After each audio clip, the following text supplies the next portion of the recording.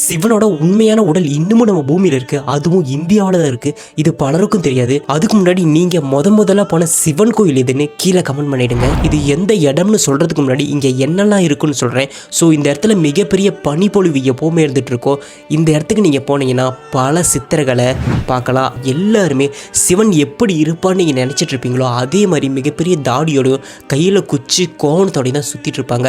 பல சித்தர்கள் தலையை கீழே கழட்டி வைக்கிறதோ கைகள் இல்லாமலும் ஏன் முண்டமாவும் சொல்லிட்டு பலவிதமான உடல் உறுப்புகளே இல்லாமல் சித்தர்கள் அங்கே சுற்றிட்டு இருக்கிறத நீங்கள் பார்க்கலாம். அது மட்டும் இல்லாமல் நீங்கள் ஒரு சாதாரணமான மனுஷனாக இருந்தால் இந்த ஒரு இடத்துக்கு நீங்கள் நினைச்சாலும் போக முடியாது, இறந்தாலும் போக முடியாது. இப்போ நான் எந்த இடம் சொல்ல வரேன்னு உங்களுக்கு நல்லாவே தெரியும். இதுதான் சிவனோட கைலாச மலை.